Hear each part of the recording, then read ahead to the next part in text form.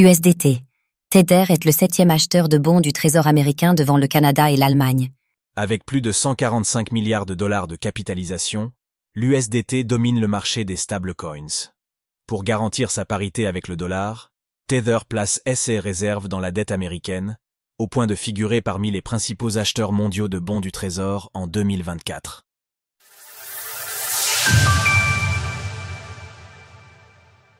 Tether pèse désormais autant que certains États. Parmi toutes les promesses faites par les blockchains de smart contracts, tels qu'Ethereum ou Solana, le seul cas d'usage qui semble vraiment avoir été adopté est celui des stablecoins. Conçus pour maintenir une parité avec le dollar, ces actifs numériques sont principalement utilisés au sein des protocoles de finances décentralisés, DeFi, mais offrent aussi un accès simplifié au dollar pour les populations confrontées à une forte inflation. Ils affichent une capitalisation de 230 milliards de dollars, en hausse de 83 milliards sur un an.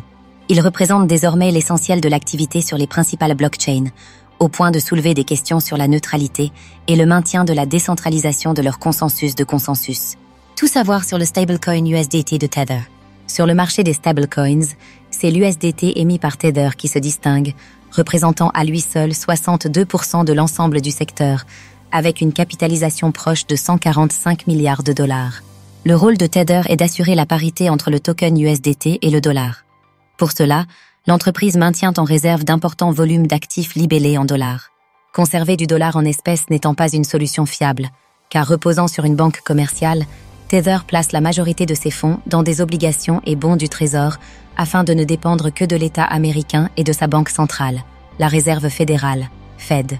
Tether se positionne à la 7e place des entités ayant acheté le plus de bons du Trésor des États-Unis en 2024, avec 33,1 milliards de dollars, devant des pays comme le Canada, Taïwan, le Mexique, l'Allemagne ou encore l'Arabie saoudite. Parmi les acteurs la devançant figurent plusieurs États, dont le Royaume-Uni avec près de 35 milliards de dollars, la France avec plus de 90 milliards de dollars et les îles Caïmans avec plus de 110 milliards de dollars. Tether diversifie ses activités et ses investissements. Longtemps critiqué pour son manque de transparence, Tether a mis en place ces dernières années plusieurs dispositifs pour améliorer son image. Ce mois de mars, l'entreprise a nommé Simon McWilliams au poste de directeur financier afin de conduire le premier audit financier de son histoire. Tether a également annoncé le retour de l'USDT sur Bitcoin et le Lightning Network, en s'appuyant sur le protocole Taproot Assets. Cette initiative combine sécurité, rapidité et faible coût, et renforce son ancrage dans l'écosystème Bitcoin, là où ses concurrents semblent s'en éloigner. En parallèle, Tether poursuit la diversification de ses activités.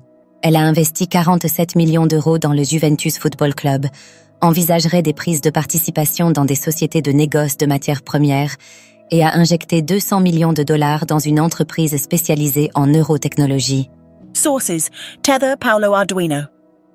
Retrouvez toutes les actualités crypto sur le site cryptost.fr.